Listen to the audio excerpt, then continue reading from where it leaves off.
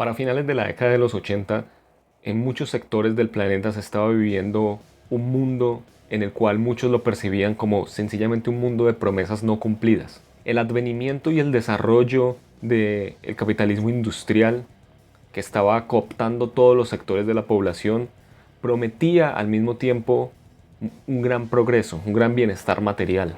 En este barco se subieron muchos políticos que, de manera clásica y tradicional, llevaban la batuta de este desarrollo industrial y al mismo tiempo ponían de manifiesto que lo mejor estaba por venir, que el desarrollo técnico, que el desarrollo económico iba a caer a todas las capas sociales eventualmente y por lo tanto todos íbamos a disfrutar de sus frutos. No solo esto, sino que se veía como la manera correcta de vivir. La manera correcta de relacionarse con el mundo era a través del mundo del trabajo y del mundo del trabajo dentro del contexto del desarrollo industrial. Allí apareció el mandato de gente como Ronald Reagan y Margaret Thatcher, como seguramente muchos de ustedes lo conocerán, pero fue precisamente a raíz de esto que no solo esas esperanzas se vieron poco a poco truncadas, cuando la promesa de bienestar no alcanzaba a toda la población, sino que se empezó a notar algo, y era que el desarrollo del mundo industrial calaba fuerte, no solo porque al mismo tiempo no solo que prometía grandes triunfos económicos y no los cumplía para la totalidad de la población, sino que además estaba calando dentro de la psique, dentro de la forma en la que los seres humanos se relacionaban con el mundo mismo. El arte es una de las formas de expresar las condiciones del mundo. El metal no estuvo ausente de esto y específicamente este género no estuvo ausente de esto. A finales de los 80 surge un género que explota en los 90 pero que empieza a tener sus semillas en la década de los 80, a finales de ella, que es el metal industrial.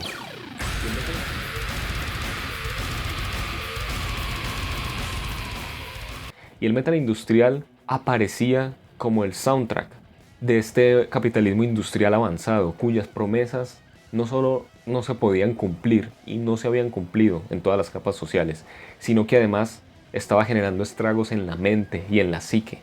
El metal industrial apareció pues como un género con una estética tal que te hacía sentir lo que la gente sentía en ese momento, la desesperación de no vivir en un mundo adecuado, tanto para tu salud material como para tu salud mental. Y no era una cuestión de que el metal industrial simplemente hablara explícitamente sobre los males del mundo, digámoslo así, que también, ya lo vamos a ver. Pero el metal industrial aparecía como un reflejo de las angustias propias de vivir en este tipo de existencia.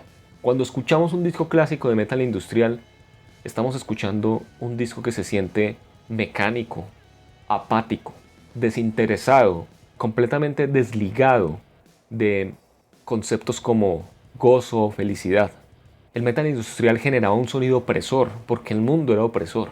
El metal industrial te hacía sentir la mezquindad de una estructura social que no se interesa por tu bienestar ni material ni mental.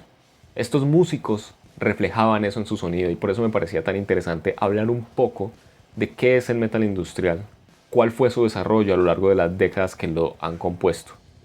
El metal industrial no ha sido el género más grande en la historia del metal, no se considera un género tan relevante dentro de la historia del metal como lo es el heavy metal, el thrash metal, el death metal, el black metal, el prog metal, etcétera, etcétera, etcétera.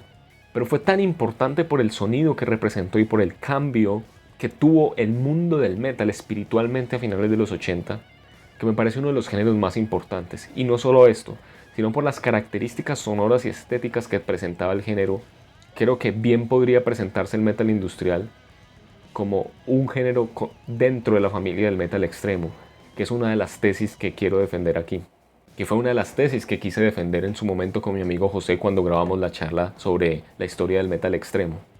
Y es que se podría presentar el metal industrial, como les digo, como el soundtrack de este tipo de mundo oprimido por las condiciones estructurales. Porque unas cuantas características resaltaban dentro del género. Por supuesto, como su nombre lo indica, recogía mucho de la música industrial, que ya existía viniendo desde los 70, pero estableciéndose en los 90, donde tenemos una influencia sonora que hace que el metal industrial suene mecánico, por ejemplo, a través de la distorsión particular de las guitarras, a través de las bases rítmicas que normalmente son programadas y que por tanto suenan muy distinto, no suenan con la organicidad que suena una base rítmica cuando es tocada por una persona. suena propiamente mecánica, industrial. Escuchar metal industrial es sentirse dentro de la fábrica, pero dentro de la condición más opresora dentro de la fábrica. El manejo de las máquinas, la repetición mecánica, la actividad repetitiva incesante que parece no tener sentido. Esos son un poco las sensaciones y la estética que quiere proponer el metal industrial. Como les digo, en los 80 ya teníamos música industrial en general, tenemos el mundo de la música industrial, pero a finales de los 80 aparecen lo que a mi modo de ver son las dos bandas más importantes dentro del estilo, las dos bandas más influenciales para el desarrollo del metal industrial. Y estoy hablando de bandas como Ministry y Godflesh. El caso de Ministry es interesante porque venía siendo synth pop anteriormente, algo totalmente distinto a lo que se convertiría, pero que sacó discos como The Land of Rape and Honey, pero sobre todo en el año 1989 publicó The Mind is a Terrible Thing to Taste. Y ese, junto con otro disco publicado ese mismo año por otra banda, por la banda Godflesh, el disco Street Cleaner.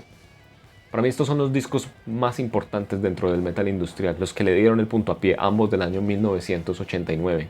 Creo que el Street Cleaner de Godflesh es un disco mucho más desarrollado y es un disco que recoge fidedignamente el espíritu del metal industrial. Godflesh are really just ridiculously heavy, I think.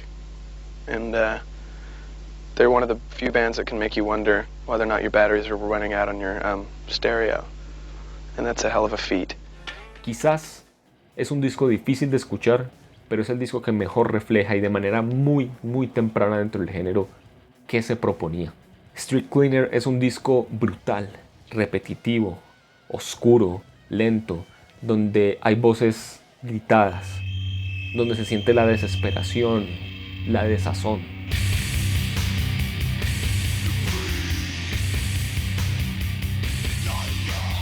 Godflesh fue una de las primeras bandas en aumentar las cuerdas de la guitarra, aumentarlas más allá de 6, digo, y esto se nota por la distorsión particular y la furia que transmiten su sonido sin necesidad de ser rápido, sin necesidad de ser explícitamente violento. No es un disco violento por ser rápido, es un disco violento porque te oprime. El género, sin embargo, continuó y se desarrolló de manera mucho más profunda en los 90, no solo porque estas bandas seguían haciendo discos interesantes dentro de su discografía. El mismo Ministry publicó Psalm 69 en el año 1992, que es para mí su obra maestra. Un disco plagado de violencia, plagado de agresividad. Aparecen grupos como Strapping Young Lads publicando un disco como City, que es uno de esos discos que no solo tenía toda esta atmósfera ya descrita y esta estética propuesta dentro del metal industrial, sino que lo hacía de una manera tan en tu cara, con una pared de sonido que te golpeaba el hocico de manera sin perdón alguno. Mostraba lo intenso que podía ser este género también. Un disco absolutamente desquiciado para un género desquiciado, para una banda desquiciada. La primera banda de Devin Townsend. Los mismos Godflesh seguían publicando discos dentro de este sonido, manteniendo esa estética particular muy slush dentro del metal industrial, con excelentes trabajos como Selfless, Pure o Songs of Love and Hate. Luego teníamos que el género se empezó a diversificar también en los 90. Una banda como Alt, por ejemplo, con su disco Love Lux Tube, estaba combinando el metal industrial con hacerlo un poco más intrincado, con arreglos más poco convencionales, no basándose siempre en la repetición constante que te lleva esa sensación de desesperación típica del género, muy influenciado en últimas por el avant-garde metal. Luego apareció una banda como Fear Factory con su disco The Manufacture. Teniendo todas estas características distintivas del metal industrial, empezaba a mostrar cómo también podía ser hasta cierto punto directo el sonido e inmediato, porque su vocalista Burton Sewell era capaz de cantar limpio. La mayoría de estos vocalistas, todos diría prácticamente, dentro de la estética del género eran gritones, eran gente que tenía voces rasposas, gritadas, muy dentro de la estética del género. Pero Burton Sewell lo podía hacer, pero también podía cantar y corear. Tenemos una banda como Samael, que después de hacer black metal saca un disco como Passage, donde combina el metal industrial con elementos sinfónicos también. Y así teníamos ya en los 90 un género establecido. No solo mostraba esta estética particular dentro del sonido general de sus composiciones, sino que obviamente también se reflejaba un poco en las letras. Pero es importante notar esto, el metal industrial no era un género político, pero no todo tiene que ser explícitamente político para tener implicaciones políticas. El metal industrial está hablando del estado mental, de la desesperación del ciudadano de a pie, del ciudadano promedio en esos años. No hablaban, por ejemplo, mal de un político o de una situación política en particular, sino que mostraban el horror que era vivir en la cotidianidad dentro de estas condiciones, el cansancio, la sensación de derrota.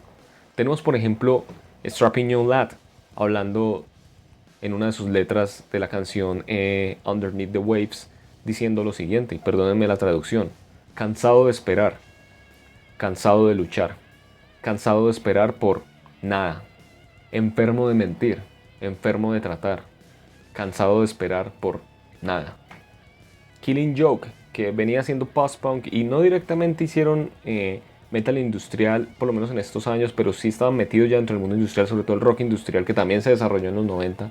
Tenía, por ejemplo, letras como esta: toda tu culpa y el dolor y el daño que causas, todas las lágrimas en la cara del niño, todo resentimiento no declarado, deja que surja, déjalo crecer, déjalo burbujear hasta la superficie.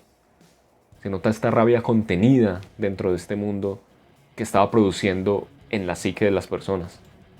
Los mismos Godflesh en Street Cleaner, en la canción Life is Easy, de una forma muy directa pero muy contundente, decían algo como: la vida es dinero, el beneficio no es nada.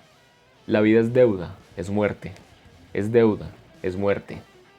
La vida es dinero, la vida es muerte, es muerte. Notan el espíritu de la época, notan la frustración y la sensación de no tener esperanza. Eso es el metal industrial. En los 2000 el género se siguió desarrollando, las bandas ya mencionadas siguieron sacando discos, algunos de ellos importantes.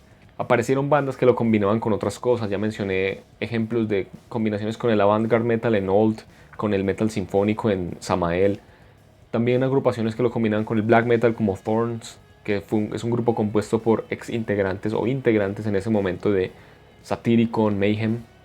Teníamos nuevas bandas que estaban surgiendo dentro del sonido y estableciéndose, como Red Harvest, por ejemplo. En los 10 siguió existiendo el género, claro que cada vez se particularizaba más y es cada vez más nicho, digamos. Al menos los grupos que fueron surgiendo puramente dentro del metal industrial en los últimos años han quedado más en ese nicho pequeño del metal industrial. Una agrupación que es básicamente un solo integrante que ha surgido entre los últimos años, que ha dado mucho de qué hablar, es Author and Punisher.